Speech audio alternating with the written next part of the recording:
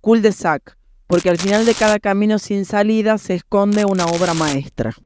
Bienvenidos a Cul-de-sac, el podcast donde hablamos del cine que vemos. Y esto hace literalmente el cine que vemos porque no tenemos invitados, no tenemos nada. Y estoy acá con mi amigo Nico. ¿Cómo anda, Nico? Hola Emilio, ¿cómo estás? Bien, una nueva sede. Una nueva sede, estamos en un lugar distinto. Ya no sabemos a dónde vamos a caer. Somos nómades. Bueno, la idea del podcast original era Hacerlo itinerante, exactamente. pero No, eventualmente lo haremos, pero. eventualmente, cuando tengamos la tecnología suficiente, lo haremos. Pero ¿dónde estamos ahora, Emilio? Bueno, estamos en el Ente de Cultura, es nuestra casa, nuestra nueva casa va a ser el Ente de Cultura. Le agradecemos al presidente del ente, Humberto Salazar, y a Gustavo Calleja también, que Otro gran amigo. un gran amigo que hicimos el capítulo con él sobre Frankenstein. Pueden ir a ver, ya está subido en el canal. Bueno, muchas gracias a ellos por prestarnos el lugar y por atendernos acá. Otro lugar icónico, porque acá está el cine Orte Cavilla, Acá está la Sala Inca. la Sala Inca, así que un lugar importante para Tucumán. Sí. Bueno, ¿de qué vamos a hablar? Bueno, este es el anteúltimo capítulo antes del famoso Top del año. y el nefasto. Esperado por nadie. Esperado por muchos top 10 del año, pero todavía no, porque quedan semanas, quedan películas por ver todavía, pero más o menos ya tenemos definido ahí Nuestro año. nuestro año. Vamos a hacer como un repaso, algo que queremos hacer hace mucho, que siempre hablamos con Nico, es que son directores asiáticos en Hollywood. Sí, este es un tema igual que no. Sí, que es un tema un poco caprichoso nuestro. ¿Por qué? Sí. Porque esto es algo que siempre hablamos. Es un tema que nace de nuestra charla, un tema muy nuestro que es seguir dos directores que nos gustan mucho y su trayectoria eventualmente los llevó, como muchos de muchos directores, hay muchos ejemplos, de Stanley Kubrick, de Hitchcock, de Lars von Trier, directores que se desarrollan en su lugar de origen y eventualmente se tiendan a la maquinaria de Hollywood. Pero digo porque eventualmente, porque siempre de alguna forma los productores lo tientan para que hagan algunas películas para el mercado, específicamente para el mercado de Hollywood o de Estados Unidos. Y estos son dos casos muy específicos de directores asiáticos que no lograron triunfar. Sí, bueno, es que en realidad, te acuerdas cuando nosotros estábamos preparando todo esto, decíamos directores que fracasaron. Sí, la palabra no es fracasar, no. Pero no fracasaron. Porque las dos películas que vamos a hablar hoy son películas que son excelentes y son muy recomendadas, pero son películas que no lograron el impacto que venía trayendo las carreras de estos directores. Bueno, era el año 2000, Hollywood estaba necesitado muchísimo después del debacle de los 90. Ya vamos a tener novedades sobre los años 90, vamos a tener novedades. Sí. Que el año que viene vamos a hacer algo con las películas del año 96. Era el año 2000 y Hollywood necesitaba nueva sangre y había como un resurgimiento del cine coreano y del cine hongkonés en los festivales, y Hollywood siempre ha dicho, bueno, Estamos atentos a eso. o sea, traigamos a gente y que hagan películas acá, y supuestamente si la crítica le dice que son muy buenos y que está todo bien, bueno, hagamos acá. ¿Cuál es el problema? Al primer director que, no sé si el primero, pero primero vamos a hablar nosotros, vamos a hablar de Wong Kar-wai. ¿Ah? Sí. Vamos con Wong Kar-wai. Wong Kar-wai ya saben, ya lo conocemos. Es uno de los directores más aclamados de la década de los 90. Obra maestra de Chungking Express, In the Mood of Love, 2046. En especial In the Mood of Love, que fue la película que lo puso... Año 2000, claro, año 2000, justo año 2000, hace In the Mood of Love, una película en todos los top sí. de décadas, de los siglos, de lo que vos... Y de vuelta, una cosa que nosotros repetimos mucho, pero esta película es realmente una de las obras maestras del cine, de la historia del cine. Claro, In the Mood of Love, sí. In the Mood of Love, In the Mood of Love, del año 2000. del año 2000. Después él venía de hacer él hace Chungking Express en el 94, después hace 2046, que es parte de una trilogía, Sí. podríamos decir, junto con In the Mood of Love. Entonces, estos directores lo que hacen es, los llaman, pero ¿cuál es el primer problema que tienen? O sea, ellos querían, o sea, Hollywood era raro porque ellos querían todo lo que... Claro, todo lo que ofrece Wong Kar-wai. Claro, el concepto, su visión de esteticismo, de planos, de tomas, o sea, lo que lo hizo tan trascendente en los festivales de Cannes, de Sundance, de Berlín, pero una película que se adaptaba al lenguaje cinematográfico de los Estados Unidos. Así. Y obviamente una de las cosas que a ver, es un tema de debate aparte, eso no creo que lo podemos hablar ahora, pero el mercado estadounidense, el cine, no acepta muy bien las películas. Quizás nosotros acá en el hemisferio sur, en Argentina, somos más cinéfilos y aceptamos un poco más el tema de películas habladas en otro idioma. En Estados Unidos es una barrera muy grande, o sea, se separa mucho el volumen de gente que ve una película simplemente por el hecho de que no esté hablada en inglés. A eso es lo que voy. Eso Esa es una de las tesis que tenemos ahora. Sí. Bueno, Entonces, es necesario para el mercado estadounidense que las películas sean habladas en inglés, porque eso ya traza una línea en la arena de gente que no va a ver la película si no está hablada en inglés. claro, pero ¿qué le ofrece a Hollywood? Las grandes estrellas de Hollywood. También, claro, Diciendo, que se puedan... exactamente. Entonces decía, vengan, graba con tu poética, graba con tu ritmo, graba con tu estética. Con actores que nosotros reconozcamos acá ahora.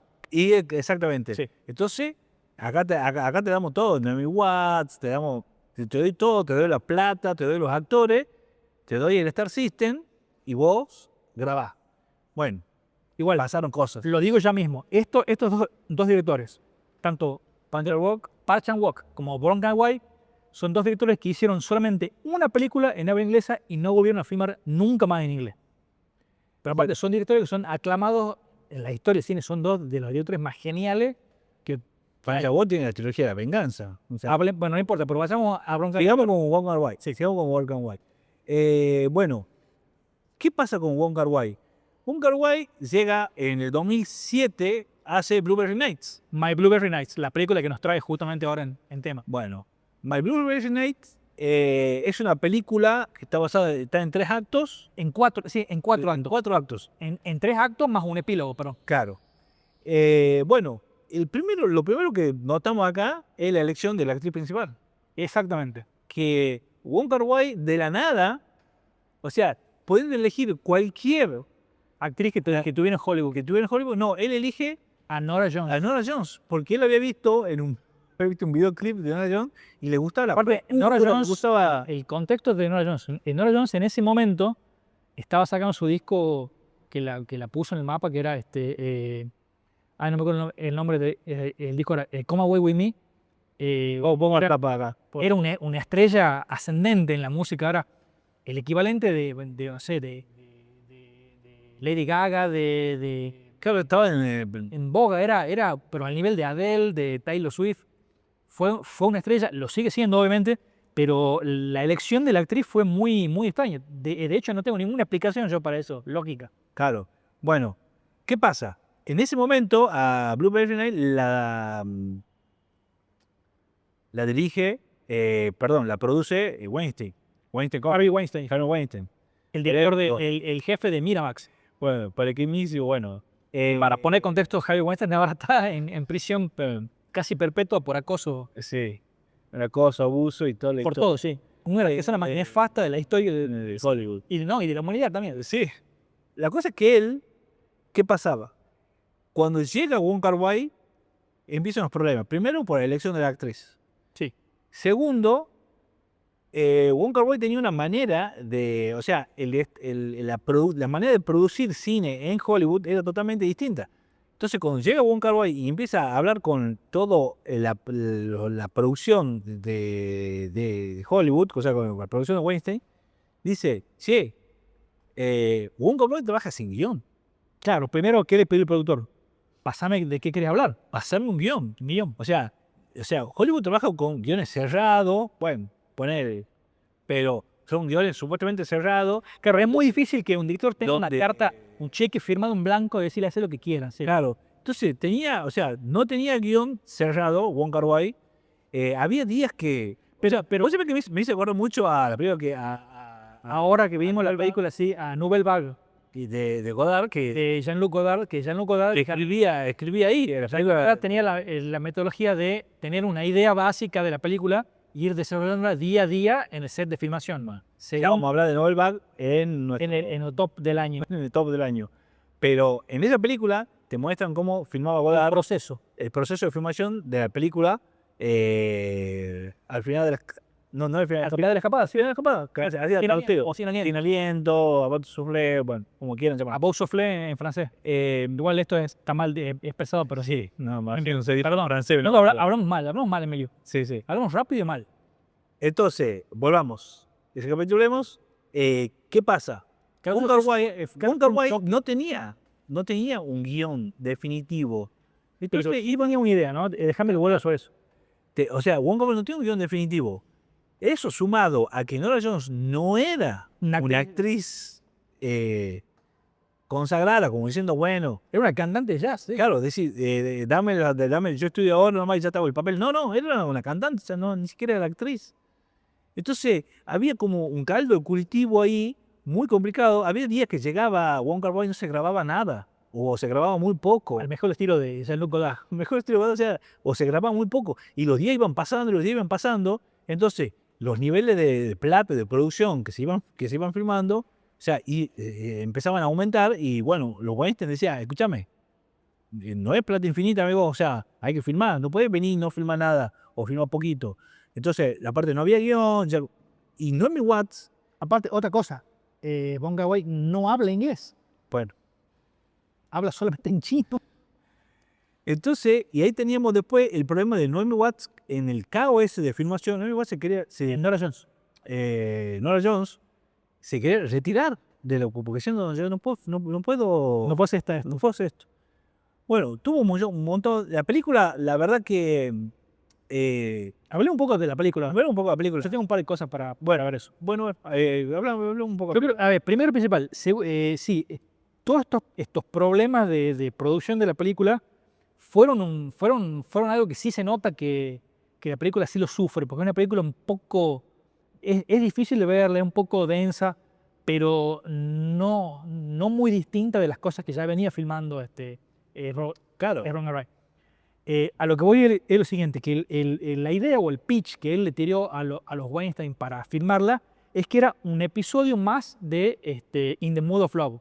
Era como un capítulo extra de In the Mood of Love, su obra maestra, que es una película también no episódica, pero sí coral, que trata sobre muchos personajes que se van vinculando. Entonces, esta película, su planteo fue de un personaje que se va vinculando en 4 historias con mucha gente distinta. Entonces, funciona como una película episódica, porque la película tiene 3 actos muy marcados. El personaje de Norah Jones interactúa con varias personas durante los 3 actos y termina en un epílogo que es el cierre de la película. Los 3 episodios de la película lo tienen como protagonista a ella, a Elizabeth. De hecho, hay algo muy interesante con el nombre, porque la película comienza con este personaje de Elizabeth viviendo en la ciudad de Nueva York.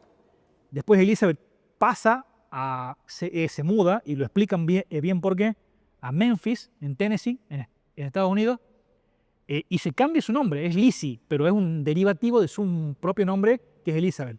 Y el tercer acto es en Las Vegas, en Nevada, y cambia el nombre a Beth, que es otro acrónimo de su propio nombre, que es Elizabeth. Y con un final que vuelve a Manhattan. Vuelve a Manhattan. Bueno, tenemos Jude Law, tenemos Natalie Portman, tenemos Rachel Weisz, David Strathairn. O sea, ¿qué pasaba? Esta gente... O sea, funciona como una película episódica al estilo Magnolia, de Paul Thomas Anderson. Claro, una película que está vinculada por un personaje. Claro, pero Natalie Portman no necesitaba guión. No, de hecho es todo improvisado. Claro, entonces era toda una complicación para Natalie Portman, para Rachel Weisz, que son otro tipo de actrices que se manejan otro tipo de métodos, sí. Entonces era muy complicado para ellos. Pero es interesante, y ahí vamos a la base, ya hablemos de la película. Porque la película a ver, yo creo que el principal atractivo de esta película, tanto de Wong Kar-wai como cineasta, es tratar de manifestar las sensaciones. No tanto los guiones, sino es una película muy melancólica. Quizá no es para todos, ¿no? Es una película un poco lenta, un poco repetitiva, pero va mucho al tema de la introspección de los personajes, a mostrar elementos justamente de los sentimientos. Esta película tiene el hilo conductor de esta mujer que va viajando por Estados Unidos. Tampoco se explican de dónde viene, no se explican quién es, no se explica el trasfondo de nada. Es simplemente sus interacciones con la gente y lo que va pasando. Son momentos, eso tiene un nombre en la narrativa que es el slice of life, que es un pedazo de vida. Y de hecho la forma de filmarla está hecha como casi como una forma muy estética, muy linda. Era una película muy linda de ver. Claro, bueno, pasa que Wong Kar-wai también trabaja mucho el tema de la soledad, del vacío, o sea, El vacío de los momentos. este personaje de Indiana Jones, claro, es un personaje que Que va vagando por... básicamente estoy sola, o sea, no. Claro, claro. O sea, es la soledad de ella. Igual, analicemos el nombre de la película, es My Blueberry Nights. ¿Por qué? Porque la película comienza con ella siendo una persona que no se explican de dónde viene, ni ningún contexto, y se enamora de alguien en un bar. En la barra de un bar, comiendo el pastel de blueberry, que sería, la traducción sería arándano, pastel de arándano, algo muy común en los Estados Unidos. Sí. Entonces son sus noches de pasteles de arándano. Y ahí se vincula con el personaje de Jude Law. Personaje que durante toda la película forma como una especie como de vínculo que después retoma al final. Esto es spoiler, no sé si es spoiler o no, pero no importa porque la película va sobre los sentimientos, sobre las sensaciones que te produce eso. Y Sí, porque la película en realidad no es sobre nada, No es de sobre hecho, nada. ningún tipo de guión, claro. son situaciones.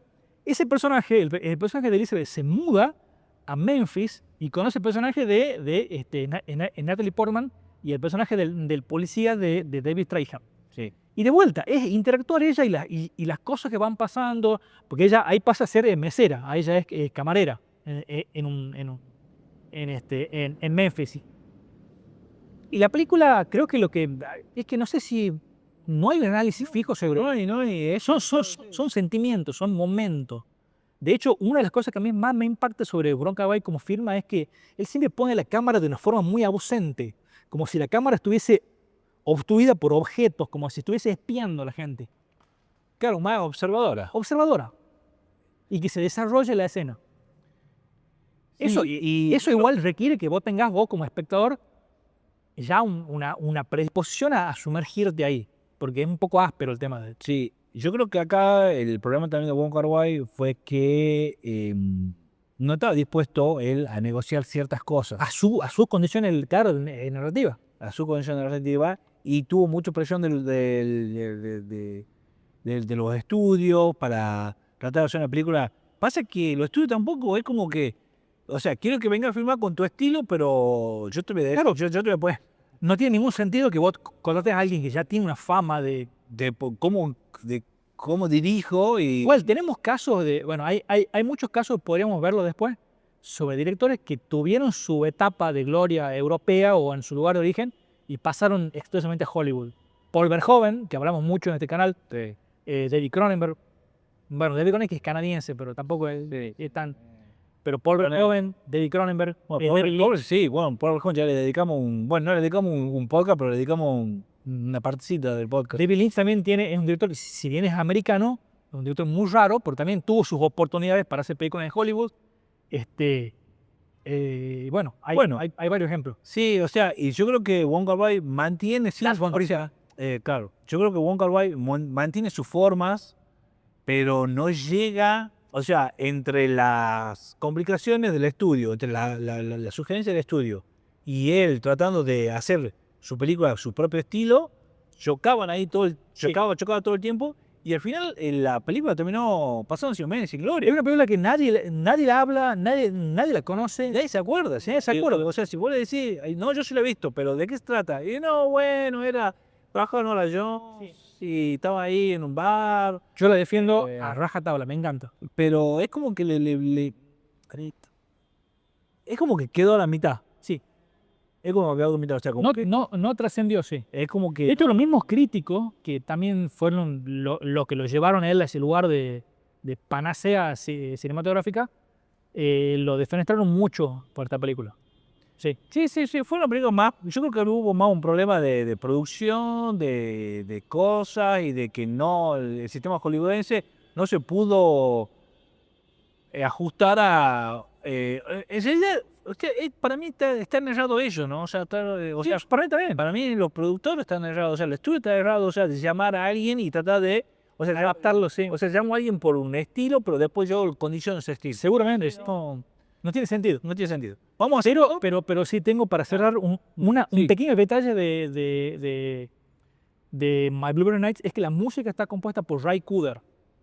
Y Ray Cooder es un músico bluesero, un músico muy importante en la escena alternativa de los Estados Unidos, que influyó a muchas bandas que me gustan mucho, como Bon Iver, como Wilco. Y Ray Cooder es responsable de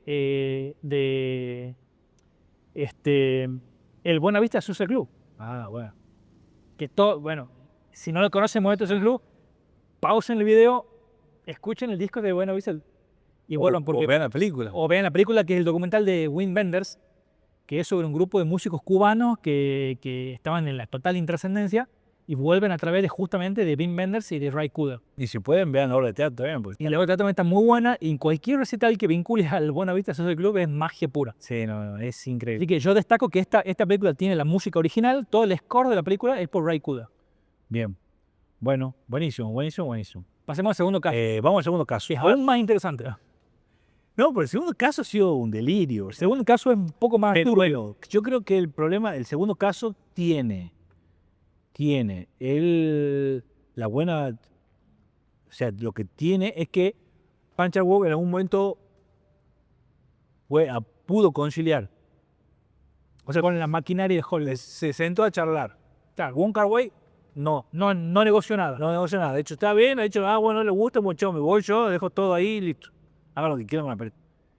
Pancha Walk sí terminó negociando y perdiendo alguna batalla y ganando otras batallas. Claro. Entonces, vamos, Pancha Walk un poco, es el director de la trilogía de la venganza, de obra Park Chan-wook, director de Simpatía por el Señor Venganza. nacido en Seúl, surcoreano, un director que yo sé que para vos también, uno de los mejores directores de la historia del cine, un genio total, un tipo que hizo obras maestras, y justamente venía con una racha muy positiva de validación de tanto de público, porque rompía récord en Corea Con sus películas. con su película, y bueno, también con la crítica. Director de la trilogía de la venganza, pero yo destaco una película antes, que es Joint Security Area, Bueno, sí. JSA, Sí, no sé si es para todo el mundo esa la película. película del 2000, yo la recomiendo mucho. Sí, no, sí, me parece que es una buena película, pero son esas películas que Son de culto, sí. son de culto, que yo le tengo mucho respeto a esa película. Pero su gran body of work, su obra grande, está en la trilogía de la venganza, la que los llevó al mega estrellato, que es Sympathy for Mr. Vengeance del 2002, 2002. Old Boy del 2003, que ya hablamos en este canal, Sí, en Cómics sin Capas, y Sympathy for Lady Vengeance del 2005. así es. Justamente la película que sigue a esto es la película que nos habla ahora, que es Que vamos a hablar ahora. Stoker, del año 2000. Sí. Bueno, Siete. sí podemos decir. No, 2013, perdón. Hay algunas cositas que quería Marcazo de Park Chan-wook. básicamente sobre su dirección, porque él, déjame que estoy acá chequeando,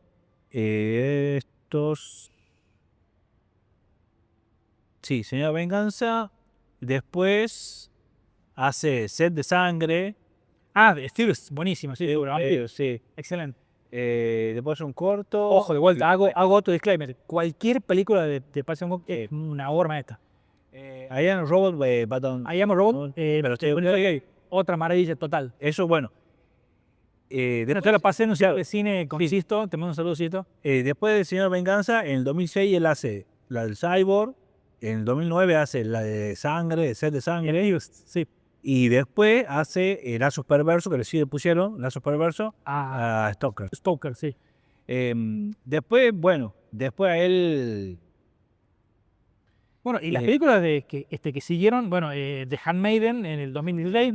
Para mí la mejor película de él es Handmaiden. Ojo, no confundirse con Handmaiden, que está por hacer ahora. No, Winnie con Amanda Seyfried. Capaz que buena, ¿no? Pero Esta es obra Animated del 2016. Una maravilla. No hay palabra para describirla. Esta es obra maestra. Decision to Live del 2022 también fue una obra maestra. Y este año salió No Other Choice. No de Está muy bien. Es un remake de la película de Costa Gavras, La Corporación. que no va a Basada estar, en el libro La Corporación. no va a estar en todo. No va a estar en top, pero no importa. Eso lo hablamos después. Bueno, Igual, Park Chan-wook, un tipo que lo queremos mucho, es uno Pacha Wok, nuestro grande. Pacha Wok. Hablamos Con mucho. la señora, con la trilogía de Venganza, Con la trilogía de Venganza se ganó el cielo. de 2003 en adelante, Un tipo para mí comparable a Stanley Kubrick, ¿no? A nivel de obsesión, no tiene cinefilia. nada. Bueno, pero partemos del tema de Stoker. Bueno, estamos hablando mucho. Vamos un poco a Stoker. Stoker tiene, el primer problema es que Pan Chan-wook no hablaba en inglés. Entonces, cuando estaba en el set de filmación, estaba con traductor. La misma situación que nuestro querido Wong Kar-wai. Entonces, la manera de, a pesar de que estaba Nicole Kidman ahí, y estaba perdón, Mia Kawa, sí. la chica era Mia, Ponelo Emilio Cal. no puedo pronunciar su nombre, Y Matthew Good, sí. y Matthew Good. Claro, los tres personajes son, Mia Kawa, Matthew Good y Nicole Kidman. Bueno, él tenía un problema. Primero que no podía, no hablaba el idioma, entonces tenía una traductora que le iba dando las cosas. Acá sí había un guión, todas las cosas Sí, preparadas. esto es otra cosa, sí. Todo. ¿Pero por qué? Porque Park Chan-wook es un tipo que tiene otro método, es un tipo obsesivo con el guión, con la palabra, Y con la con producción. la producción. Si Wong Kar-wai era muy de la sensación de los momentos, Park Chan-wook, olvídense de eso. Park Chan-wook es un obsesivo, al nivel de Hitchcock, al nivel de Stanley Kubrick. Un Exactamente. tipo que no puede, que todo tiene que estar bajo el control absoluto de él. Acá no hay sensaciones. Y también hay un choque ahí, porque son películas que son tildadas muchas veces de películas muy gélidas, películas muy cerebrales, pero ese es el estilo de él. Sí, acá tenemos que ver que Pan Chan-wook también está medio obsesionado con el tema de la violencia, pero no al nivel, ¿cómo te puedo decir? Flotativo. Claro. Claro, a nivel de la violencia por sí, sino del trasfondo que lleva la gente de por qué son esos gatillos que te llevan a volverte violento. Sí, Es como que de hecho, todas las películas sobre él, o sea, al igual que Wong Kar-wai, es sobre los sentimientos, sobre los vínculos y sobre esos momentos que te vinculan con la gente, Park Chan-wook es justamente eso, es que internamente a vos te dispara a volverte violento. Claro, pero cuando están las escenas, son bien. Explota. Acá hay mucha violencia, sí. Mucha violencia. Acá no hay sutileza, sí. Bueno, y la película esta tuvo, aparte de tener el problema del idioma, que después en ciertas entrevistas de Nicole y de Mia, dijeron que no hubo mayor problema. Lo que sí dijeron que todas las filmaciones fueron toda la producción fue muy tranquila, que no se hablaba mucho en las cosas porque era muy metódico, Pan Chan-wook era muy metódico, entonces como que no había mucho ruido, o sea, no era típica producción hollywoodense. O sea, era todo mucho más tranquilo, estaba más calmo y estaba todo así, detallado al milímetro. Sí. Entonces, bueno, había cosas. Después, ¿cuál fue el grave problema de Pan Chan-wook? No fue el que no hablaba en inglés o si hablaba en inglés, todo. ¿Cuál fue el grave problema? El grave problema fue la edición de la película, el corte final. Ah, mira, eso no sabía. Cuando la película termina y Pan Chan-wook se sienta a editar, Hollywood dice, no, es muy críptica. Claro, pero Quiero que sea más lineal. por el ritmo de la película, claro. Claro. Y de la manera que él me iba mostrando las escenas, cómo mostraba las cosas y cómo se iba desarrollando la historia, cuando la ven, hacen la primera visión y dicen, no se entiende nada. Y no era que no se entendía, sino que era más críptica, era más... ¿Cómo te puedo decir? Estaba contado de tal manera de que, no sé, de una manera que, como él sabe contar sus películas, como vos ves Simpatía por Señor Venganza, cuando ves Olvo y todo, que son enrevesadas, que no son lineales. Hay algo interesante porque Fíjate, Hollywood le ha dicho, no, qué interesante vos. quiero que sea una película lineal. Tu planteo como productor es si tengo esta plata Y lo que hago intento es, o sea, justamente me atrae este tipo por la narrativa que tiene, por cómo trata el proceso de cine, y lo traigo acá para que haga justamente lo contrario. Me parece irónico eso, me parece estúpido. Pero bueno, Sí, es que los dos cometieron el mismo error. igual yo creo igual que una de las grandes cosas que podemos sacar en común acá es que los dos no se dieron un segundo en su formato. Bueno, son películas que son muy fieles a ellos mismos. Bueno, Punch-Out!, al final, él terminó concediendo ciertos... parte de la edición la terminó concediendo al estudio. Porque ya dice que era irreconciliable las cosas. Entonces, en un momento ya Punch-Out!, dijo, bueno, ¿sabe qué? Él ha dicho, esto sí o sí queda, y lo demás hagan lo que ustedes quieran. Me rindo. Bueno, pero hablemos un poquito de la película. Hablemos un poquito de la película. Nicole Kidman se le muere el esposo. La película empieza así, que Nicole Kidman se le muere el esposo y tiene la hija que es Mia, y viene el hermano del esposo. Claro, el cuñado y tío vienen acá. Bueno, ahí se nota que hay un entorno familiar de pudiente, que tiene mucha plata, que hay muchas cosas película, pero es una película que tiene un drama familiar vincular, pero que esconde muchas cosas familiares, un tema muy turbio. Tampoco se explica tanto bien del trasfondo, pero sí está muy bien contado. está muy bien contado. Aparte ahí también lo que muestran es que hay una cuestión de celos, hay una cuestión de poder, hay una cuestión de plata, hay una cuestión hay varias cosas, y se hace un triángulo, te podría decir amoroso, no sé si decirte amoroso. Lo que pasa es que, a ver, yo creo que eso fue otro de los problemas que tuvo la película, que a la hora de hacer publicidad de la película no sabían cómo promocionarla. porque no hay ningún eje, porque la película No era de terror, no era un thriller, no era tampoco un drama, era una película, y de hecho verla la película te desconcierta porque no sabes a dónde va, la película no te marca nada. La película se transformó en una película de culto, o sea, una película que no funcionó en Es taquilla. una película inclusive está difícil de expresarla, porque yo hasta el día de hoy no entiendo bien sobre qué trata. Claro, o sea, a pesar de que sabemos Es tan meticulosa con sí. claro, a pesar de que sabemos que tratan sobre esas cositas, hay cosas que, bueno, que no son muy crípticas, que pudo meter el Punch-Out!, en la historia. Tenés el Coming of Age de Mia. Claro, que es una mujer joven que está empezando a... Después tenés Nicole Kidman obsesionada con el cuñado, porque perdió el hermano del esposo. Acaba de perder su pareja, Claro, y obviamente el vínculo con el hermano es... claro. Después estaba los celos, la competencia entre ellas dos. Después estaba el cuñado, o sea, el hermano del esposo, tratando de ver la plata, tratando de... Claro, digo, no se entiende porque es un tema de un círculo de poder familiar, de atracción sexual y de... Es como que los ejes del temático van cambiando, sí. sobre el personaje. Porque no es un eje temático que están a la vuelta de los personajes, no. Va cambiando el eje temático, y a su vez también van cambiando los personajes. Si yo puedo saber bien cuál es el protagonista Pero yo creo que justamente el gran acierto de esta película es que es una película que está basada en el desconcierto, una película que te desconcierta todo el tiempo. Sí, y yo creo que tiene escenas memorables, ¿no? Sí, tiene un tratamiento, pero bueno, eso ya es parte del lenguaje de Parks and Walk. Sí, justamente es mucha metodología con los planos de que él lleva la violencia o la tensión a un punto en que la descarga es violenta y siempre es explícita y paga. Así es. Es más, tiene una gran escena de violencia. Sí, no nos vemos porque... Que no lo vamos a hablar, pero tiene la gran escena de violencia, tiene un fin, sí.